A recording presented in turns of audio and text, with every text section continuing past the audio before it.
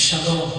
ಇದನ್ನು ವೀಕ್ಷಿಸ್ತಾ ಇರುವಂಥ ಪ್ರತಿಯೊಬ್ಬರಿಗೂ ಸಮಾಧಾನ, ಸಂತೋಷ, ಕೃಪೆ ಉಂಟಾಗಲಿ.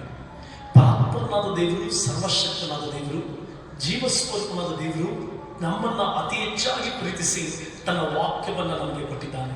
ಆ ವಾಕ್ಯ ಪ್ರತಿಯೊಬ್ಬ ಮನುಷ್ಯನನ್ನ ಬದಲಾಯಿಸುವಂತ, ಪ್ರತಿಯೊಬ್ಬ ಮನುಷ್ಯನನ್ನ ಸತ್ಯ ಮಾರ್ಗಕ್ಕೆ ನಡೆಸುವಂತ, ಪ್ರತಿಯೊಬ್ಬ ಮನುಷ್ಯನನ್ನ ನೀತಿ ಮಾರ್ಗಕ್ಕೆ ನಡೆಸುವಂತ ಅದ್ಭುತವಾದ ಸಾಧನವಾಗಿದೆ. ದೇವರ ವಾಕ್ಯವನ್ನು ಓದುವವನು ದುಷ್ಟತನದಲ್ಲಿದ್ದರೆ ಒಳ್ಳೆಯವನಾಗಿ ಮಾರ್ಪಡ್ತಾನೆ, ಕೆಟ್ಟ ಮನುಷ್ಯನಾಗಿದ್ರೆ ಒಳ್ಳೆ ಮನುಷ್ಯನಾಗಿ ಮಾರ್ಪಡ್ತಾನೆ. ಮಾತ್ರವಲ್ಲದೆ ದುರ್ಮಾರ್ಗದಲ್ಲಿ ನಡೀತಾ ಇದ್ರೆ ಸನ್ಮಾರ್ಗದಲ್ಲಿ ನಡೀತಾನೆ, ದಾರಿ ತಪ್ಪಿದವನಾಗಿದ್ರೆ ಸರಿಯಾದ ದಾರಿಯಲ್ಲಿ ನಡೀತಾನೆ. ಇದು ದೇವರ ವಾಕ್ಯ, ಇದು ಪ್ರಬೋಧಿಸುವಂತ ವಾಕ್ಯ, ಇದು ನಮ್ಮನ್ನ ಜೀವಿತಗಳನ್ನ ಬದಲಾಯಿಸುವಂತ ಮತ್ತೆ ಸಮಾಜಕ್ಕೆ ಉತ್ತಮ ವ್ಯಕ್ತಿಗಳನ್ನಾಗಿ, ಉತ್ತಮ ವ್ಯಕ್ತಿತ್ವವುಳ್ಳವರಾಗಿ ಕೊಡುವಂತ ಅದ್ಭುತವಾದ ವಾಕ್ಯ ದೇವರ ವಾಕ್ಯ. ಈ ದೇವರ ವಾಕ್ಯ ನಮಗೆ ಈ ರೀತಿ ಬೋಧಿಸುತ್ತದೆ.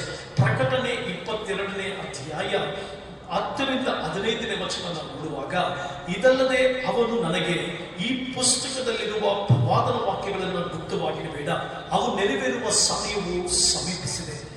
ಅನ್ಯಾಯ ಮಾಡುವವನು ಇನ್ನೂ ಅನ್ಯಾಯ ಮಾಡಲಿ, ಮೈಲಿಗೆಯಾದವನು ತನ್ನನ್ನು ಇನ್ನೂ ಮೈಲಿಗೆ ಮಾಡಿಕೊಳ್ಳಲಿ, ನೀತಿವಂತನು ಇನ್ನೂ ನೀತಿಯನ್ನು ಅನುಸರಿಸಲಿ, ಪವಿತ್ರನು ತನ್ನನ್ನು ಇನ್ನೂ ಪವಿತ್ರ ಮಾಡಿಕೊಳ್ಳಲಿ. ಬೇಗನೆ ಬರುತ್ತೇನೆ, ನಾನು ಪ್ರತಿಯೊಬ್ಬನಿಗೆ ಅವನವನ ನಡತೆಯ ಪ್ರಕಾರ ಕೊಡತಕ್ಕ ಪ್ರತಿಫಲವು ನನ್ನ ಕೈಯಲ್ಲಿದೆ. ಎಂತ ಅದ್ಭುತವಾದ ಮಾತು! ಈ ಪ್ರತಿ ಮಾನವ ಕುಲಕ್ಕೆ ನೀನು ಎಷ್ಟೇ ದೊಡ್ಡವನಾಗಿರು, ಚಿಕ್ಕವನಾಗಿರು, ಶ್ರೀಮಂತನಾಗಿರು, ಬಡವನಾಗಿರು, ಯಾವುದೇ ಕುಲದವನಾಗಿರು, ಯಾವುದೇ ವ್ಯಕ್ತಿಯಾಗಿರು, ನಿನ್ನ ಪ್ರತಿಯೊಬ್ಬೊಬ್ಬರಿಗೂ ಬರೆದಿರುವಂತ ವಾಕ್ಯ ಇದು. ಈ ಭೂಮಿಯ ಮೇಲೆ ಜೀವಿಸುತ್ತಿರುವಂತ ಪ್ರತಿ ಮನುಷ್ಯನಿಗೆ ಬರೆಯಲ್ಪಟ್ಟಿರುವಂತ ಅದ್ಭುತವಾದ ಮಾರ್ಗದರ್ಶನ, ಅದ್ಭುತವಾದ ಜೀವಿತ. ಈ ಜೀವಿತವನ್ನ ಪ್ರತಿಯೊಬ್ಬರು ಅರ್ಥ ಮಾಡಿಕೊಂಡ್ರೆ ಅದ್ಭುತವಾದ ಜೀವಿತವನ್ನ ಜೀವಿಸಬಹುದು. ಅನ್ಯಾಯ ಮಾಡುವವನು ಇನ್ನೂ ಅನ್ಯಾಯ ಮಾಡಲಿ ಅಂತ ಆ ಪರಾತ್ಪರನಾದ ದೇವರು ಹೇಳ್ತಾ ಇದ್ದಾನೆ. ಪ್ರಿಯ ಮಾನವ ಕುಲದ ಪ್ರತಿ ಮನುಷ್ಯನ ಜೀವಿತದಲ್ಲಿ ಅನ್ಯಾಯ ಮಾಡುವಂತ ಗುಣಗಳು ಸಹಜವೇ. ಯಾಕೆಂತಂದ್ರೆ ಕಾಯಿನನ ಜೀವಿತದಲ್ಲಿ ನಾವು ನೋಡುವಾಗ, ಕಾಯಿನನು ಅನ್ಯಾಯಗಾರನಾಗಿದ್ದ, ಕಾಯಿನನು ಕೊಲ್ಲುವವನಾಗಿದ್ದ, ಕಾಯಿನನು ದುಷ್ಕರ್ಮಿಯಾಗಿದ್ದ, ಕಾಯಿನನು ದುಷ್ಟತನದಲ್ಲಿ ಬಿದ್ದ. ಅವನ ವಂಶಾವಳಿಗಳಲ್ಲಿ ಬಂದಿರುವಂತ ಪ್ರತಿಯೊಬ್ಬನ ಮನುಷ್ಯನಲ್ಲಿ ಕೂಡ ಸೈತಾನನು ಈ ಜ್ಞಾನವನ್ನು ಇಟ್ಟಿದ್ದಾನೆ, ಆ ತಪ್ಪಾದ ಬುದ್ಧಿಯನ್ನು ಇಟ್ಟಿದ್ದಾನೆ. ಅನ್ಯಾಯ ಮಾಡುವವನು ಇನ್ನೂ ಅನ್ಯಾಯ ಮಾಡಲಿ. ಇವತ್ತಿನ ದಿನ ಇದನ್ನು ವೀಕ್ಷಿಸ್ತಾ ಇರುವಂತ ನೀನು ಅನ್ಯಾಯಗಾರನೋ, ಅನ್ಯಾಯವನ್ನ ಮಾಡ್ತಾ ಇದೆಯಾ? ನೀನು ಐಶ್ವರ್ಯವಂತನೆಂಬುದಾಗಿ ಹೇಳಿ ಬಡವನಿಗೆ ಅನ್ಯಾಯ ಮಾಡ್ತಾ ಇದೆಯಾ? ನೀನು ಅಧಿಕಾರ ಇದೆ ಎಂಬುದಾಗಿ ಹೇಳಿ ಅಧಿಕಾರದ ದುರುಪಯೋಗ ಪಡಿಸಿಕೊಂಡು ನಿನ್ನನ್ನ ನಂಬಿ ಬಂದವರಿಗೆ ಅನ್ಯಾಯ ಮಾಡ್ತಾ ಇದೆಯಾ? ನೀನು ಯಾವುದೇ ಕ್ಷೇತ್ರದಲ್ಲಿರು, ಆ ಕ್ಷೇತ್ರದಲ್ಲಿ ನೀನು ಅನ್ಯಾಯಗಾರನಾಗಿದ್ರೆ ಇನ್ನೂ ನೀನು ಅನ್ಯಾಯವನ್ನು ಮಾಡುವಂತ ನನ್ನ ಬೈಬಲ್ ಹೇಳ್ತದೆ. ಯಾಕೆ ಗೊತ್ತಾ? ಬರ್ತಕ್ಕಂಥವನು ಬರ್ತಾ ಇದ್ದಾನೆ. ಬರಬೇಕಾಗಿದ್ದಂತ ಮೆಸ್ಸಿಯನು, ರಾಜಾದಿರಾಜನು, ಸಮಸ್ತವನ್ನು ಸೃಷ್ಟಿಸಿದಂತ ಸೃಷ್ಟಿಕರ್ತನು ಬರ್ತಾ ಇದ್ದಾನೆ. ಎಚ್ಚರಿಕೆಯಿಂದ ಗಮನ ಕೊಟ್ಟು ಈ ವಾಕ್ಯವನ್ನು ಕೇಳಿಸ್ಕೊ. ಅನ್ಯಾಯ ಮಾಡ್ತಾ ಇದೆಯಾ? ನಿನಗೆ ಕೊಡಲ್ಪಟ್ಟಂತ ಕೆಲಸದಲ್ಲಿ ಅನ್ಯಾಯ ಮಾಡ್ತಾ ಇದೆಯಾ? ನಿನಗೆ ಕೊಡಲ್ಪಟ್ಟಂತ ಸೇವೆಯಲ್ಲಿ ಅನ್ಯಾಯ ಮಾಡ್ತಾ ಇದೆಯಾ? ನಿನ್ನ ಕುಟುಂಬದಲ್ಲಿ ಅನ್ಯಾಯಕಾರನಾಗಿ ನಡೀತಾ ಇದೆಯಾ? ನೀನು ಅನ್ಯಾಯಕಾರನಾಗಿ ನಡೀತಾ ಇದ್ರೆ ಇನ್ನೂ ಅನ್ಯಾಯದ ತೀರ್ಪನ್ನ ಕೂಡಿಸಿಟ್ಟುಕೊಳ್ಳುವುದಕ್ಕೆ ದೇವರು ಹೇಳ್ತಾ ಇದ್ದಾರೆ. ಅನ್ಯಾಯ ಮಾಡ್ತಾ ಇದೆಯಾ? ಇನ್ನೂ ಅನ್ಯಾಯ ಮಾಡು. ಅನ್ಯಾಯದಿಂದ ಅದರ ಅರ್ಥ, ಅನ್ಯಾಯ ಮಾಡ್ತಾ ಇರುವಾಗ ಮನಸ್ಸು ನೀನು ಅನ್ಯಾಯ ಮಾಡ್ತಾ ಇದೆ ಅಂತ ಹೇಳಿದ್ರು ಕೂಡ, ನಿನ್ನ ಮನಸ್ಸಾಕ್ಷಿ ನೀನು ಅನ್ಯಾಯ ಮಾಡ್ತಾ ಇದೆ ಅಂತ ಹೇಳಿದ್ರು ಕೂಡ ಅನ್ಯಾಯವನ್ನ ತಿದ್ದುಕೊಳ್ಳದೆ, ನಿನ್ನ ಅನ್ಯಾಯದ ಬದುಕನ್ನು ತಿದ್ದುಕೊಳ್ಳದೆ, ನಿನ್ನ ಅನ್ಯಾಯಗಸ್ತ ಜೀವಿತವನ್ನು ತಿದ್ದುಕೊಳ್ಳದೆ, ನಿನ್ನ ಅಧಿಕಾರದಲ್ಲಿ ಅನ್ಯಾಯವನ್ನು ಉಪಯೋಗಿಸಿಕೊಳ್ಳುವುದನ್ನು ತಿದ್ದುಕೊಳ್ಳದೆ ಅನ್ಯಾಯ ಮಾಡ್ತಾ ಇದೆಯಾ? ಇನ್ನೂ ಅನ್ಯಾಯ ಮಾಡಿದ್ರೆ ನಿನ್ನ ದಿನ ಸಮೀಪಿಸ್ತಾ ಇದೆ. ನಿನಗೆ ನ್ಯಾಯ ತೀರ್ಪಿನ ದಿನ ಸಮೀಪಿಸ್ತಾ ಇದೆ. ನಿನಗೆ ಮಾನಸಾಂತರ ಹೊಂದದೆ, ತಿರುಗಿಕೊಳ್ಳದೆ, ಒಳ್ಳೆಯ ಮನುಷ್ಯನಾಗದೆ, ಅನ್ಯಾಯಗ್ರಸ್ತನಾದಂತ ನೀನು ನ್ಯಾಯಗಾರನಾಗಿ ಮಾರ್ಪಡದೆ ಹೋದ್ರೆ ನಿನಗೆ ಪ್ರತಿಫಲ ದೇವರ ಕೈನಲ್ಲಿದೆ, ದೇವರು ನಿನಗೆ ಕೊಡ್ತಾನೆ ಅಂತ. ಯಾವುದ್ರ ವಿಷಯದಲ್ಲಿ ಗೊತ್ತಾ ಅನ್ಯಾಯಗಾರನಾಗಿದೆ? ಸಭೆಗಳಲ್ಲಿ ಅನ್ಯಾಯವೋ, ಸಮಾಜದಲ್ಲಿ ಅನ್ಯಾಯ ಮಾಡ್ತಾ ಇದೆಯಾ? ನಿನ್ನ ಕೆಲಸದಲ್ಲಿ ಅನ್ಯಾಯ ಮಾಡ್ತಾ ಇದೆಯಾ? ನೀನು ಕೊಡಲ್ಪಟ್ಟಂತ ಸಮರ್ಥದಲ್ಲಿ ಅನ್ಯಾಯ ಮಾಡ್ತಾ ಇದೆಯಾ? ಯಾರಿಗೆ ನೀನು ಅನ್ಯಾಯ ಮಾಡ್ತಾ ಇದೆಯಾ? ದೇವರ ಸೃಷ್ಟಿಗೆ, ದೇವರು ಈ ಲೋಕದಲ್ಲಿರುವಂತಹ ಪ್ರತಿ ಮನುಷ್ಯ ದೇವರ ಸೃಷ್ಟಿಯಾಗಿದ್ದರಿಂದ ಯಾರಿಗೆ ಅನ್ಯಾಯ ಮಾಡ್ತಾ ಇದೆಯಾ? Be careful. ಈ ಲೋಕದ ಮನುಷ್ಯರಿಗೆ ನಿನ್ನ ಹಣಬಲದಿಂದ ನೀನು ಜಯಿಸ್ಬೋದು, ನಿನ್ನ ಜ್ಞಾನ ಬಲದಿಂದ ಜಯಿಸ್ಬೋದು, ನಿನಗಿರ್ತಕ್ಕಂಥ ಸಾಮರ್ಥ್ಯದಿಂದ ಜಯಿಸ್ಬೋದು, ನಿನಗಿರ್ತಕ್ಕಂಥ ಇನ್ಫ್ಲೂಯೆನ್ಸ್ ಇಂದ ಜಯಿಸ್ಬೋದು. ಬಟ್ ಸಮಸ್ತವನ್ನ ಆಳ್ವಿಕೆ ಮಾಡುವಂತ ನನ್ನ ದೇವರಿಂದ ನೀನು ತಪ್ಪಿಸಿಕೊಳ್ಳುವುದಕ್ಕೆ ಸಾಧ್ಯವೇ ಇಲ್ಲ. ನನ್ನ ಸೃಷ್ಟಿಕರ್ತನ ಕೈಯಿಂದ ನೀನು ತಪ್ಪಿಸಿಕೊಳ್ಳೋದಕ್ಕೆ ಸಾಧ್ಯವೇ ಇಲ್ಲ. ನನ್ನ ರಾಜನ ಕೈಯಿಂದ ತಪ್ಪಿಸಿಕೊಳ್ಳೋದಕ್ಕೆ ಸಾಧ್ಯವೇ ಇಲ್ಲ.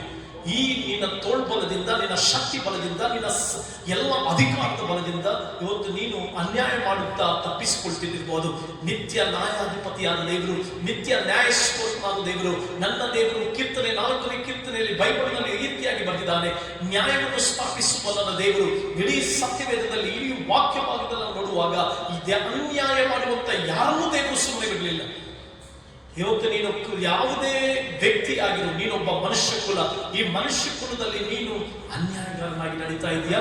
ಇನ್ನೂ ಅನ್ಯಾಯವನ್ನು ಮಾಡುವಂತಂದ್ರೆ ತಿದ್ದಿಕೊಳ್ಳುವುದಕ್ಕೆ ಅವಕಾಶ ಸಿಗುವಾಗ ತಿದ್ದುಕೋ, ಸರಿಪಡಿಸಿಕೊಳ್ಳೋದಕ್ಕೆ ಅವಕಾಶ ಸಿಕ್ಕಾಗ ಸರಿಪಡಿಸಿಕೋ. ಜಕ್ಕಾಯನೆಂಬ ಒಬ್ಬ ಮನುಷ್ಯನಿದ್ದನು, ಅವನು ಅನ್ಯಾಯಗಾರನಾಗಿದ್ದನು, ಅನ್ಯಾಯದಿಂದ ಹಣ ಸಂಪಾದಿಸುವವನಾಗಿದ್ದನು. ಯೇಸು ಕ್ರಿಸ್ತನು ಬಂದಾಗ ಜಕ್ಕಾಯನೇ ತಟ್ಟನೆ ಹಿಡಿದು ಬಾ, ನಾವು ನಿನ್ನ ಮನೆಗೆ ಬರಬೇಕು, ನಿನ್ನ ಮನೆಗೆ ಇಳುಕೊಳ್ಬೇಕು ಅಂದರು. ಅನ್ಯಾಯಗ್ರಸ್ತನಾದಂತಹ ಜಕ್ಕಾಯನು ತನ್ನ ಜೀವಿತವನ್ನು ಬದಲಾಯಿಸಿಕೊಂಡ, ತನ್ನ ಬದುಕನ್ನು ಬದಲಾಯಿಸಿಕೊಂಡ, ತನ್ನ ಕುಟುಂಬ ಜೀವಿತವನ್ನು ಬದಲಾಯಿಸಿಕೊಂಡ. ಅವನ ಹೆಸರು ಸತ್ಯವೇದದಲ್ಲಿ ಬರೆಯಲ್ಪಟ್ಟು. ನೀನು ಅನ್ಯಾಯಗಾರನೋ ತಿದ್ದಿ ಸರಿಪಡಿಸಿಕೋ, ಇಲ್ಲದೆ ಹೋದ್ರೆ ದೇವರು ಹೇಳ್ತಾರೆ ಅನ್ಯಾಯ ಮಾಡ್ತಾ ಇದೆಯಾ, ಇನ್ನೂ ಅನ್ಯಾಯ ಮಾಡು. ನೀನು ಕೊಡಲ್ಪಟ್ಟಂತ ಕೆಲಸದಲ್ಲಿ ಅನ್ಯಾಯಕಾರನಾಗಿದ್ಯಾ, ಇನ್ನೂ ಅನ್ಯಾಯಕಾರನಾಗ. ಅನ್ಯಾಯ ಅಂತಂದ್ರೆ ಏನು? ಸಿದ್ಧಾಂತಕ್ಕೆ ವಿರುದ್ಧವಾದದ್ದು, ಮನುಷ್ಯತ್ವಕ್ಕೆ ವಿರುದ್ಧವಾದದ್ದು. ಅನ್ಯಾಯ ಅಂದ್ರೆ ಏನು? ಇನ್ನೊಬ್ಬರ ನೋವಿನ ಜೊತೆ ಆಟ ಆಡುವಂಥದ್ದು. ಅನ್ಯಾಯ ಅಂದ್ರೆ ಏನು? ತನ್ನ ಜವಾಬ್ದಾರಿಕೆಯನ್ನು ಮರೆತು, ತನ್ನ ಮನಸ್ಸಾಕ್ಷಿಯನ್ನು ಮರೆತು, ಇನ್ನೊಬ್ಬರ ನೋವಿಗೆ, ಇನ್ನೊಬ್ಬರ ಕಷ್ಟಕ್ಕೆ, ಇನ್ನೊಬ್ಬರ ತೊಂದರೆಗೆ ನಿನ್ನ ಸಂತೋಷವನ್ನು ಕೊಡುವಂಥದ್ದು. ಅದೇ ಅನ್ಯಾಯ. ಮನುಷ್ಯ ಯಾವುದೇ ವಿಧಾನದಲ್ಲಿ ಅನ್ಯಾಯವನ್ನು ಅನುಭವಿಸ್ತಾ ಇದ್ರು ಕೂಡ ಅವನಿಗೆ ಹೆಗಲು ಕೊಡಬೇಕಾಗಿದ್ದಂತ ಮನುಷ್ಯ ಕುಲ ಅವನ ಅನ್ಯಾಯದಲ್ಲಿ ನಗ್ತಾ ಇದೆ, ಅವನ ಅನ್ಯಾಯದಲ್ಲಿ ಅನ್ಯಾಯ ಮಾಡ್ತಾ ಇದೆ. ಒಬ್ಬ ಮನುಷ್ಯನಿಗೆ ಅನ್ಯಾಯ ಆಗ್ತಿರುವಾಗ ಆ ವ್ಯಕ್ತಿಯನ್ನ ತುಚ್ಛೀಕರಿಸ್ತಾ ಇದೆ ಅಂತಂದ್ರೆ ನೀನು ಅನ್ಯಾಯ ಮಾಡ್ತಾ ಇದೆಯಾ? ಯಾವುದೇ ಕ್ಷೇತ್ರದಲ್ಲಿ ನೀನು ಅನ್ಯಾಯ ಮಾಡ್ತಾ ಇರೋದು, ಇನ್ನೂ ಅನ್ಯಾಯ ಮಾಡು, ಕೊಡತಕ್ಕಂಥ ಪ್ರತಿಫಲ ದೇವ್ರ ಕೈಲಿದೆ, ದೇವರಿಗೆ ಕೊಡ್ತಾನೆ. ನೀನು ಯಾವುದೇ ಮನುಷ್ಯನಾಗಿರು, ಶ್ರೀಮಂತನೇ ಆಗಿರು, ಬಡವನೇ ಆಗಿರು, ನೀನು ಐಶ್ವರ್ಯವಂತನೇ ಆಗಿರು, ನೀನು ಕೂಲಿ ಕೆಲಸದವನೇ ಆಗಿರು, ನೀನು ದೊಡ್ಡ ಪದವಿಯಲ್ಲೇ ಇರು, ನೀನು ಗುಡಿಸಲಲ್ಲೇ ಇರು, ನೀನು ಯಾವುದೇ ವ್ಯಕ್ತಿ ಆಗಿರು, ಅನ್ಯಾಯ ಅಂತ ನಿನ್ನ ಮನಸ್ಸಾಕ್ಷಿ ಗೊತ್ತು. ನೀನು ಮಾತನಾಡ್ತಾ ಇರೋದು ಅನ್ಯಾಯ ಅಂತ ಗೊತ್ತು, ನೀನು ನಡೆಸ್ತಾ ಇರೋದು ಅನ್ಯಾಯ ಅಂತ ಗೊತ್ತು. ನೀನು ಮತ್ತೊಬ್ಬರ ಕಷ್ಟವನ್ನು ನೋಡಿ, ತೊಂದರೆಗಳು ನೋಡಿ ಸಂತೋಷಿಸ್ತಾ ಇದೆಯಾ ಅನ್ನೋದು ದೇವರು ಗೊತ್ತು. ಆದ್ರಿಂದ ನಿನ್ನ ಅನ್ಯಾಯವನ್ನ ಬದಲಾಯಿಸಿಕೊ, ನಿನ್ನ ಅನ್ಯಾಯದ ಕ್ರಿಯೆಗಳನ್ನ ಬದಲಾಯಿಸಿಕೊ. ಪರಪ್ಪರನ್ನು ನಿನ್ನನ್ನು ಕ್ಷಮಿಸಿ ಆಶೀರ್ವಾದ ಮಾಡ್ತಾನೆ. ಸತ್ಯವೇದದಲ್ಲಿ ಅನ್ಯಾಯ ಮಾಡಿದಂತ ಯಾರನ್ನೂ ದೇವರು ಬಿಡಲಿಲ್ಲ, ನಿನ್ನನ್ನು ನನ್ನನ್ನು ದೇವರು ಬಿಡೋದಿಲ್ಲ. ಅನ್ಯಾಯಗ್ರಸ್ತನಾಗಿ ಬೇಡ. ಮಾತ್ರವಲ್ಲದೆ ಮೈಲಿಗೆಯಾದವನು ತನ್ನನ್ನು ಇನ್ನೂ ಮೈಲಿಗೆ ಮಾಡಿಕೊಳ್ಳಲಿ. ಮೈಲಿಗೆ ಮಾಡಿಕೊಳ್ತಾ ಇದೆಯಾ? ದೇವದ್ರೋಹ ಮಾಡ್ತಾ ಇದೆಯಾ?